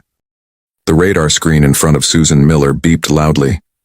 She looked up from her coffee and frowned. Something big had just appeared near Neptune. Very big. Control, this is Patrol Ship Delta. I'm picking up an unknown object at the edge of the solar system, she said into her headset. There was a pause before Control answered. We see it too, Delta. Stay at your position. Do not approach. Susan's hands tightened around her coffee mug. In her 5 years with Earth Space Command, she had never seen anything like this. The object was massive, almost 15 kilometers long, according to her instruments. No human ship came close to that size. What do you think it is? Asked Greg, Daniels, her co-pilot. His face looked pale in the blue light of the control panel. Susan shook her head. I don't know, but it's not one of ours. The news spread quickly across Earth. An alien ship had entered the solar system. People gathered around screens in homes, offices, and public squares. Some prayed. Others partied like it was the end of the world. Most just watched and waited. In Washington, D.C., President Laura Hayes called an emergency meeting. Military leaders, scientists, and government officials filled the Situation Room. Maps and data covered the screens on the walls. What do we know about them? The president asked. Admiral Joe Peterson stood up. The ship is unlike anything we've seen before. It's using technology far beyond our own. They've made no aggressive moves yet, but they're heading toward Earth. Have they tried to communicate? The Admiral shook his head. Not yet, Madam President. As if on cue, screens around the world flickered. The regular broadcasts disappeared. In their place, a message appeared. Simple white text on a black background. Your system has been claimed by the Therixian Empire. Prepare for assessment and classification. In a secret underground lab in Nevada, Dr. Alan Parker watched the message with growing dread. He was a tall, thin man with glasses and messy brown hair. For the past 10 years, he had worked on Project Aegis, a defensive system designed to protect Earth from threats exactly like this one. His phone rang. It was his boss, General Bill Morris. "Tell me Aegis is ready," the general said without greeting. Alan sighed. "It's not. We need more time." "Time is something we might not have, Doctor." "How long?" Alan looked at his computer screens. Complex equations and diagrams filled them. 2 weeks, maybe 3 if we push hard." "You have 1 week," the general said and hung up. In New York, analyst Kate Wilson sat in her small office at the United Nations. She had been studying the limited data they had on the Therixians. It wasn't much, just signals and messages intercepted from distant stars over the past few decades. But it was enough to worry her. She picked up her phone and dialed a number. "This is Colonel Sam Peters," a gruff voice answered. "Colonel, it's Kate Wilson from UN Intelligence. I found something you need to see." 2 hours later, Kate stood in front of a room full of military and intelligence officers. Her hands shook slightly as she pointed to the screen behind her. "Every civilization we know of that has encountered the Therixians has either been enslaved or destroyed," she said. "There are no exceptions." The room fell silent. Colonel Peters spoke first. "Are you certain?" Kate nodded. "The pattern is clear. They arrive, they assess, they conquer. Sometimes they keep the local population as workers, sometimes they simply wipe them out and take the planet." "How many civilizations are we talking about?" someone asked. "At least 27 that we can confirm," Kate replied. "Possibly many more." Back in space, Susan Miller's patrol ship watched as 3 smaller vessels detached from the main Therixian ship. They moved with impossible speed and grace toward Earth. "Control, 3 objects have separated from the main vessel," she reported. "They appear to be heading directly for Earth." "Understood, Delta. Return to base immediately." Susan hesitated. Her orders were clear, but something felt wrong about leaving now. "Request permission to track the smaller vessels, Control. I can maintain a safe distance." There was a long pause before Control responded.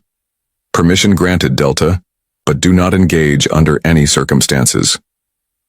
As Susan's ship turned to follow the alien vessels, news stations around the world reported that the Therixians had requested a meeting with Earth's leaders. They would arrive in 12 hours. In his lab, Alan Parker worked without rest. Screens and holographic displays surrounded him. His team of 20 scientists and engineers worked just as hard, fueled by coffee and fear. "The quantum links aren't stabilizing," said Lisa Rodriguez, his chief engineer. Her eyes were red from lack of sleep. "They will," Alan insisted. "Increase the field strength by 12%. Lisa looked doubtful but followed his instructions. The holographic model in front of them changed slightly, the web of connections growing stronger. "Better," Alan said, "but still not enough." At the United Nations building in New York, diplomats and world leaders gathered. Security was tight. Captain John Russell led the team protecting the human representatives. He was a stocky man with a serious face and steady hands. "I don't like this," he said to his second-in-command officer Diane Foster. "We know nothing about these aliens or their weapons. Orders are to maintain a non-threatening presence." Diane reminded him, "No visible weapons." John nodded but kept his hand near his concealed pistol. It probably wouldn't help against an advanced alien species, but it made him feel better. The Therixian ships landed precisely on time, touching down on the large lawn in front of the UN building. They were sleek and dark, with no visible windows or doors. For several minutes nothing happened. The crowd of diplomats, soldiers, and reporters waited in tense silence. Then, a section of the largest ship simply disappeared, revealing an opening. Out stepped the first Therixians humans had ever seen.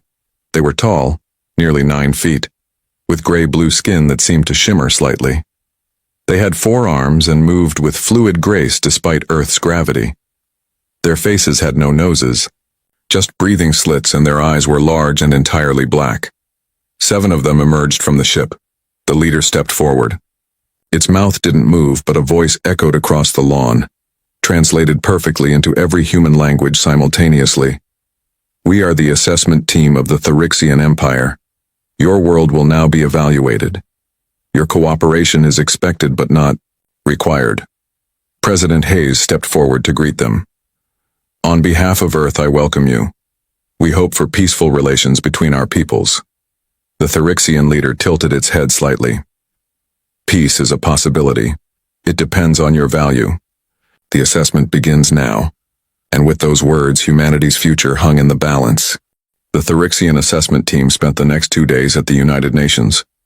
They asked endless questions about Earth's resources, technology, and military capabilities. They showed little interest in human culture or history. Captain John Russell stood silently against the wall of the main conference room, watching the aliens closely. Their leader, who called himself Grand Examiner Voxthul, sat at the head of the long table. World leaders and scientists sat nervously around it. "Your energy production methods are inefficient," Voxthul said. His voice came from a small device, on his chest rather than his mouth. "You waste approximately 87% of potential output." "We're working to improve that," said Dr. Karen Lee, Earth's leading energy scientist. "Our newest fusion plants are much more efficient." Voxthul made a gesture with his upper right hand that might have been dismissal. "Fusion is basic technology. Most civilizations master it within their first 1,000 years of scientific development." John noticed how the aliens' words made the humans in the room shrink back in their chairs. The message was clear. In the Empire's eyes, Earth was primitive. At the Nevada facility, Alan Parker hadn't slept in 36 hours. His eyes were red, and his hands shook slightly as he typed commands into his computer. Project Aegis was slowly taking shape, but they were running out of time. "The quantum field isn't stable enough," Lisa Rodriguez said, pointing to a display showing a web-like pattern of energy. "If we activate it now, it might collapse completely." "Or worse," added Ben Walsh, another scientist on the team. "It could create a cascade effect that would tear apart the fabric of space-time in this solar system." Alan rubbed his eyes. "I know the risks, but we need to keep pushing. The Therixians won't give us more time because we ask nicely." Just then, General Morris entered the lab. His face was grim. "I've just come from a briefing with the assessment team. It's not good news." Back in New York, Kate Wilson was updating her analysis as new information came in. Every interaction with the Therixians confirmed her fears. They weren't here to make friends. They were here to decide if humans were useful enough to keep alive. Her office door opened, and a young analyst named Ryan Cooper entered. "You need to see this," he said, handing her a tablet. The screen showed images from a small Therixian ship that had landed in the Amazon rainforest. The aliens were systematically collecting plant and animal samples. They moved with cold efficiency, showing no concern for the damage they caused. "They're doing this all over the world," Ryan explained. "Africa, Asia, Europe, they take what they want and destroy whatever gets in their way." Kate felt a chill run down her spine. "They're cataloging our resources," she said, "like making an inventory before a purchase." During the 3rd day of meetings, the tension in the conference room was thick enough to cut with a knife. John Russell noticed that fewer human leaders were present today. Some had stopped attending after being treated with such obvious disdain by the aliens. Voxthul was examining a holographic display of Earth's defenses. "Your military capabilities are limited to your own atmosphere and near orbit," he noted. "You would be unable to defend against attacks from beyond your moon." President Hayes leaned forward. "We hope there won't be any need for defense. We're interested in peaceful exchange of knowledge, and peace is a luxury," Voxthul interrupted. "The Empire grants it only to those who prove valuable or those who prove dangerous." He looked around the room. So far, humans have demonstrated neither quality. John felt his fists clench. He forced himself to stay calm and maintain his position against the wall. Voxthul continued. "We have nearly completed our assessment. Your species will be classified as level 2 on the imperial scale." What does that mean? Asked the British Prime Minister. It means you have achieved basic technology, but pose no threat to the Empire. Level 2 species have limited rights within imperial law. President Hayes stood up slowly. And what exactly are these limited rights? Voxthul made a gesture with his lower arms that might have been the alien equivalent of a shrug. You will be permitted to exist in a capacity that serves the Empire. Those with useful skills will be relocated to appropriate facilities. The rest will be assigned to resource collection or similar tasks. The room erupted in angry voices. John stepped away from the wall, his hand moving instinctively toward his hidden weapon. Voxthul raised all 4 of his arms, and sudden silence fell over the room. No one could speak. John tried to shout but found his voice gone. This reaction is typical of level 2 species, Voxthul said calmly. You believe yourselves to be more important than you are. He lowered his arms and everyone could speak again. The Chinese premier spoke first. What if we refuse to accept this classification? Voxthul turned to him. Refusal is not an option within imperial law. He stood up and walked to where John was standing. This human appears to harbor hostility. Perhaps a demonstration is required. Before anyone could react, Voxthul raised a small device in one of his hands. A faint blue light shone from it onto John's chest. John felt his heart stop beating. The pain was immediate and overwhelming. He collapsed to the floor, unable to breathe or move. Through dimming vision, he saw the terrified faces of the world, leaders watching him die. 30 seconds later, Voxthul pointed the device at him again. John's heart suddenly started beating. Air rushed into his lungs. The pain vanished as quickly as it had come. The Empire's technology can end life or preserve it, Voxthul said as John gasped on the floor. Your defiance is noted, but irrelevant. He turned back to the table of stunned humans. We will complete our assessment tomorrow. The full Imperial fleet will arrive in 30 standard days. You will be ready to receive them.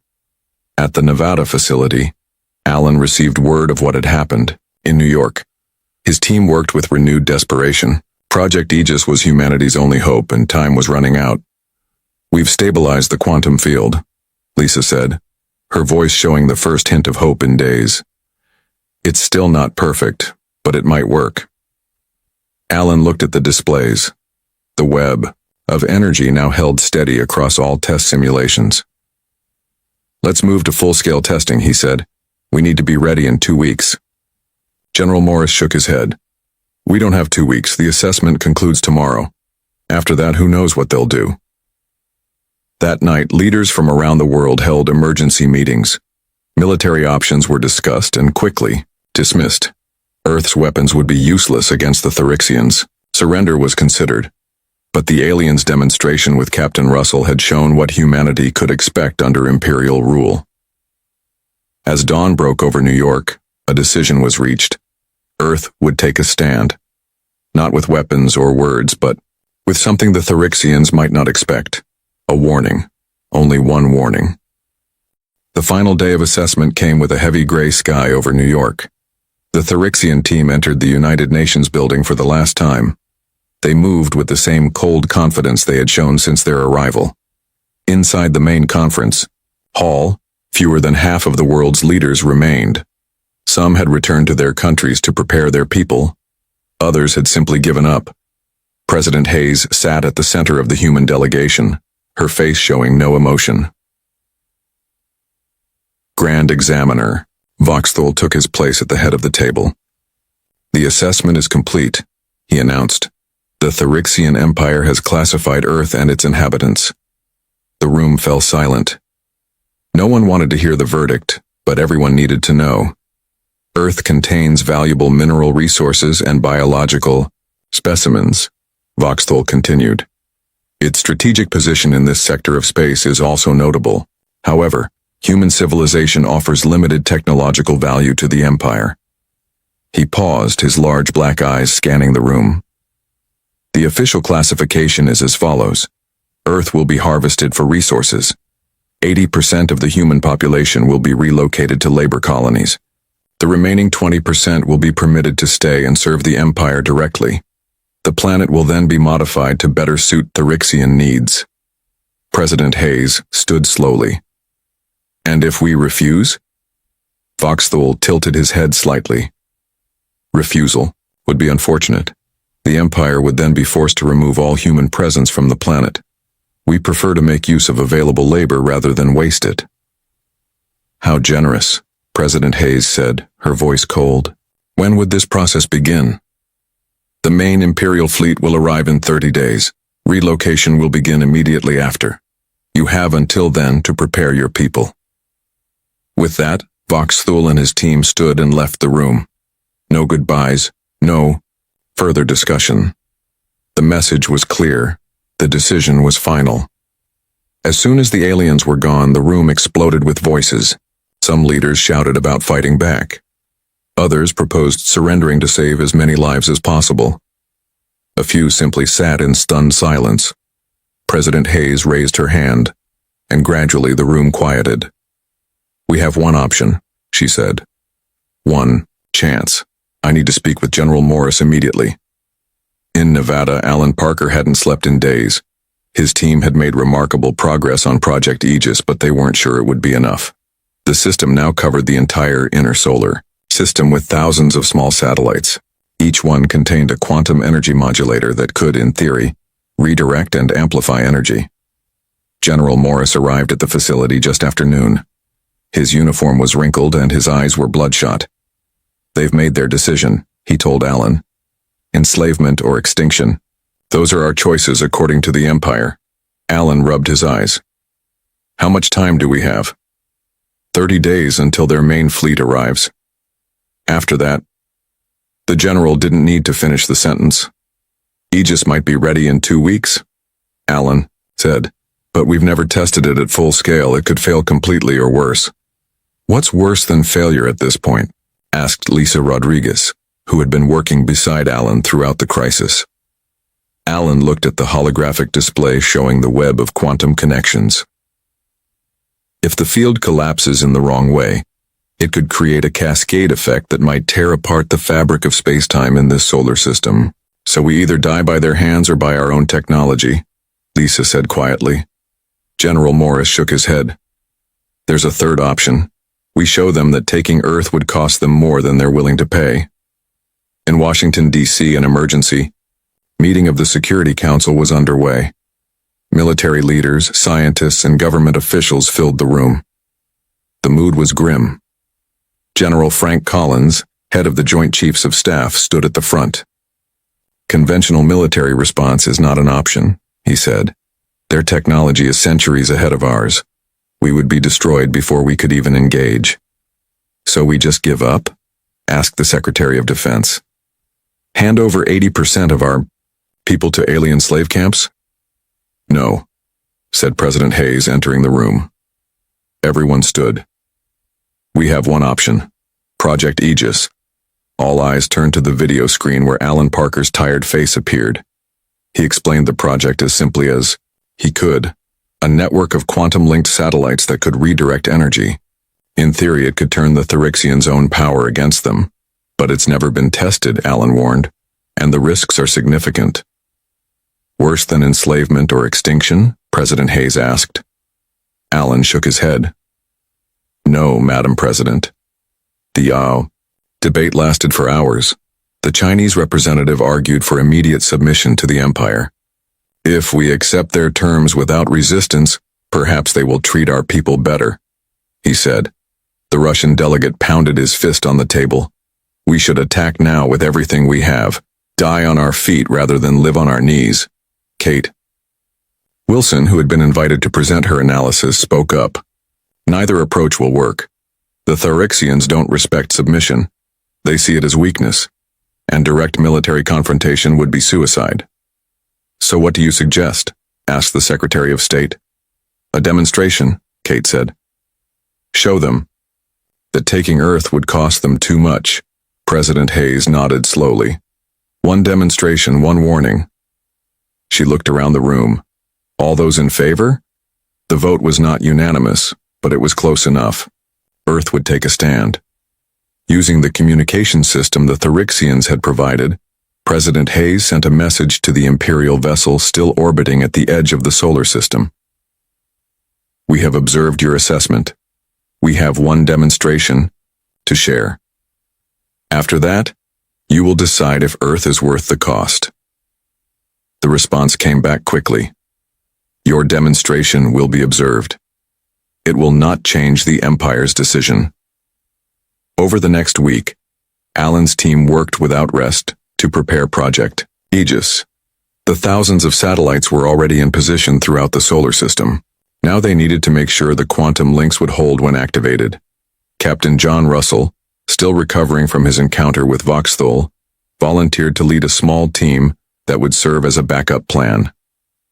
If the demonstration failed, they would offer Earth's unconditional surrender in hope of saving as many lives as possible. I don't like being the surrender option, John told Kate Wilson as they prepared for the mission. But someone has to be ready to do it. Kate nodded. Let's hope it doesn't come to that. The day of the demonstration arrived.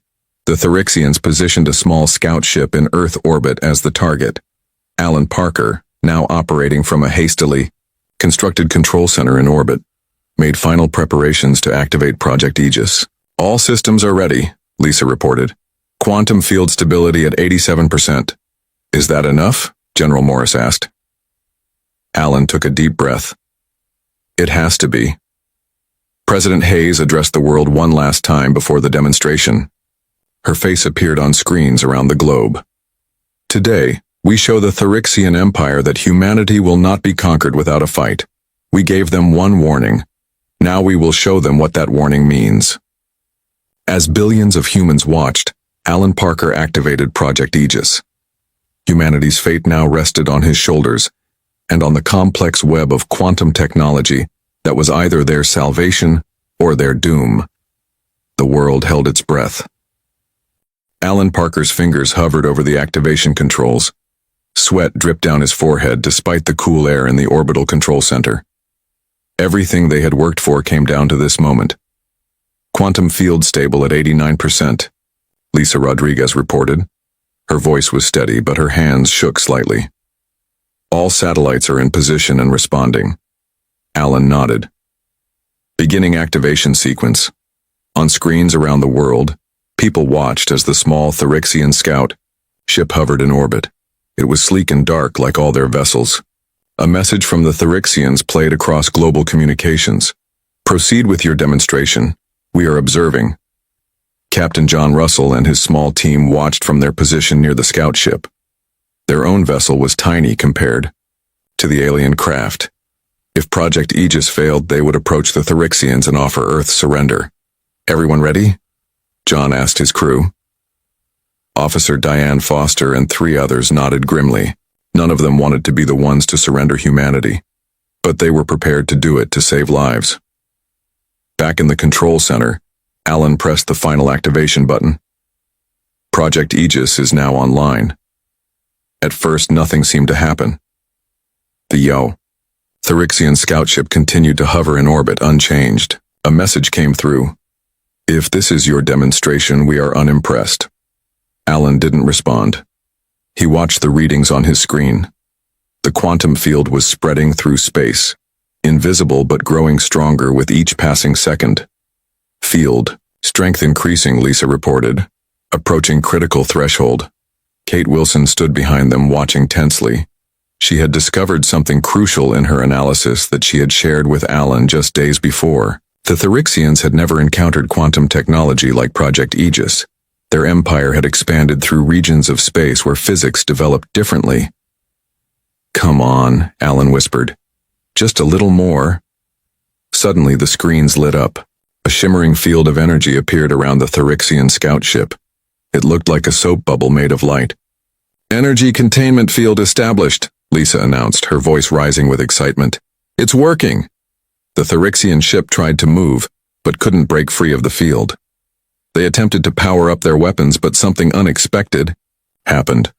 The energy they generated was instantly redirected, amplified, and turned back on them. The scout ship's systems began to overload. They're trying to break free by increasing power output, Lisa said. But the field is using their own energy against them. The Therixian scout ship went dark as its power systems shut down completely. It now floated helplessly in orbit, contained within the shimmering field. A cheer went up in the control center, but Alan raised his hand for quiet. "That's just phase 1, he said. "Now for the real demonstration." He typed new commands into his console. The quantum field began to expand, reaching outward through the solar system like an invisible web. "What are you doing?" General Morris asked, his face concerned. "The demonstration worked. The scout ship is disabled." "We need to show them we can do the same to their main vessel," Alan explained. "Otherwise, they'll just send the fleet anyway." Kate stepped forward. "Alan's right. The Therixians won't be deterred by losing one small ship. They need to know we can neutralize their entire fleet." The quantum field expanded rapidly, crossing the vast distance to the edge of the solar system where the massive Therixian Empire vessel waited. When it reached the ship, the same shimmering energy appeared around it. "Energy containment established around the main vessel," Lisa reported, her voice filled with disbelief. "I can't believe it worked across that distance." "The quantum links have no limit to their range," Alan explained. "Distance doesn't matter in quantum space." In the United Nations building, President Hayes and the remaining world leaders watched the demonstration on large screens. When they saw the Empire vessel contained within the same energy field as the scout ship, a tense silence fell over the room. "We just picked up an energy spike from the main vessel," an officer reported. "They're trying to break free." The massive ship glowed brightly as it poured power into its engines and weapons. But just like the scout ship, the energy was redirected back at them. The more power they used, the stronger the containment field became. After several minutes, the Empire vessel went into a low power state. They had realized that fighting against the field only made it stronger. "We're receiving a message from the Therixians," said the communications officer. "Put it through," President Hayes ordered. "Grand." Examiner Voxthal's voice filled the room. "This technology is unknown to us. Explain how you have achieved this." President Hayes looked around at her advisors. They nodded. "It's called Project Aegis," she explained. "A quantum energy web that can redirect and amplify power. Any ship that enters our solar system can be immediately contained, just as your vessels are now." There was a long pause before Voxthal responded. "Release our vessels and we will discuss new terms." "Release just the scout ship," General Collins advised. "Keep the main vessel contained until we have an agreement." President Hayes nodded. "We will release your scout ship as a show of good faith. Your main vessel will remain contained until we reach an agreement." Alan received the order and deactivated the field around the scout ship. It immediately powered back up and moved away from Earth orbit. "They're scanning the satellites," Lisa reported, "trying to figure out how Aegis works." Kate smiled slightly. "They won't understand it easily. Quantum physics developed differently in their part of space. This is completely foreign to them." Hours passed as the Therixians studied the situation. Finally, a request came through for a meeting. Voxthal would return to Earth for one final discussion. As the scout ship descended toward the United Nations, Building Alan made one last adjustment to Project Aegis. "I've linked the quantum field to every major power system on Earth," he told General Morris and Kate Wilson. "If they try to overwhelm the system or attack us directly, it will trigger a cascade reaction." "What would that do?" Kate asked. Alan's face was grim. "It would create a quantum disruption that would affect light years of space. They could destroy Earth, but the damage to surrounding space would be catastrophic for them too." "Mutually assured destruction," General Morris said quietly. "Exactly," Alan replied. "One warning was all we promised. Now they need to decide if we're worth the cost." In New York, the Therixian Grand Examiner Voxthal entered the United Nations building one last time.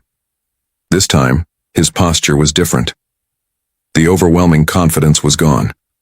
For the first time, there was uncertainty in the aliens' manner. The fate of Earth hung in the balance as the final meeting began. Grand Examiner Voxthal entered the conference room with only 2 other Therixians. His usual group of 7 had been reduced, perhaps a sign that this meeting would be different. President Hayes sat waiting with General Collins, Dr. Alan Parker, and Kate Wilson. The room was otherwise empty. In 10,000 years of expansion, Voxthul began, no species has demonstrated such capability. We underestimated you. President Hayes nodded but said nothing. She had been advised to let the Therixians speak first and reveal their position. Your quantum technology is unknown to us, Voxthul continued. It does not follow the rules of physics as we understand them. Different regions of space developed different physical laws, Alan explained, his voice steady despite his exhaustion.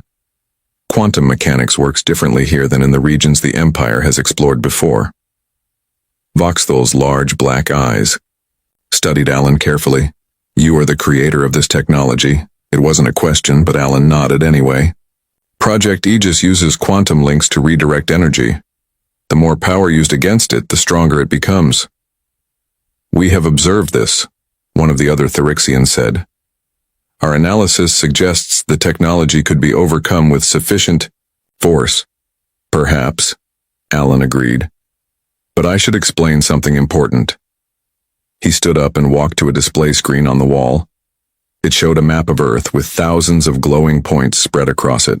Aegis is now linked to every major power system on our planet.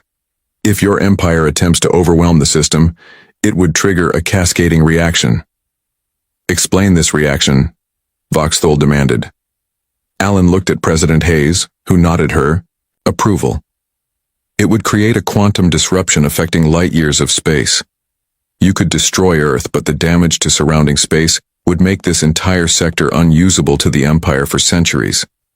The Therixians conferred among themselves, in their own language. The tension in the room was thick enough to cut with a knife. You threaten mutual destruction, Voxthul finally said. General Collins spoke for the first time. One warning, that's all we promised. Voxthul tilted his head in what appeared to be a gesture of respect. The Therixian Empire has encountered thousands of species across the galaxy.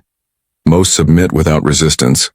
A few fight with conventional weapons and are easily overcome. None have ever demonstrated the ability to deny us access to an entire sector of space. We don't want to deny you access, President Hayes said. We simply want to remain free and independent. This is unusual, Voxthul admitted. The Empire does not typically recognize the independence of Level 2 civilizations. Perhaps we were classified incorrectly, Kate suggested. Her analysis of the Therixians had given her insights into their rigid hierarchical thinking. Our quantum technology would suggest a higher classification. The Therixians conferred again. This time their discussion lasted longer. The humans waited patiently, knowing that the future of their world depended on this conversation. Finally, Voxthul turned back to face them. I must consult with the Imperial Command. Release our main vessel so that we may communicate with them. President Hayes shook her head. We'll allow you to send a message, but your vessel remains contained until we have an agreement. For a moment, it seemed Voxthul might refuse. Then he nodded slowly. Very well. We will send our message from here. One of the other Therixians produced a small device and spoke into it in their language. The message was brief. When it was done, they waited in silence. Hours passed. Food and drinks were brought in, though the Therixians touched nothing. Alan used the time to check on Project Aegis, confirming that the quantum field remained stable. Finally, the Therixian device lit up with a response. The alien who held it listened, then spoke to Voxthul. The Grand Examiner's expression was unreadable to human eyes, but something in his posture changed. The Imperial Command has reached a decision, Voxthul announced. The Therixian Empire will classify Earth as a sovereign exception and establish a non-aggression pact. President Hayes leaned forward. What exactly does that mean? It means Earth will be recognized as independent territory. No Imperial forces will enter your solar system without permission. In return, you will not share your quantum technology with other species. And the rest of humanity's demands? General Collins asked. We will withdraw from this solar system within 24 hours, Voxthul continued. No further assessment will be conducted. Earth will be marked in Imperial records as a protected zone. President Hayes looked at her advisors. Alan nodded slightly. Kate gave a small smile. General Collins remained stone-faced, but inclined his head. "We accept these terms," President Hayes said. "But we will maintain Project Aegis indefinitely, as a defensive measure." "Of course," Voxthul replied, "and we would expect nothing less." The agreement was formalized in both human and Therixian languages. As the documents were prepared, Kate spoke quietly to Voxthul. "You said Earth is classified as a sovereign exception. How many other worlds have that status?" Voxthul's forearms made a gesture that might have been discomfort. "None. Earth is the first."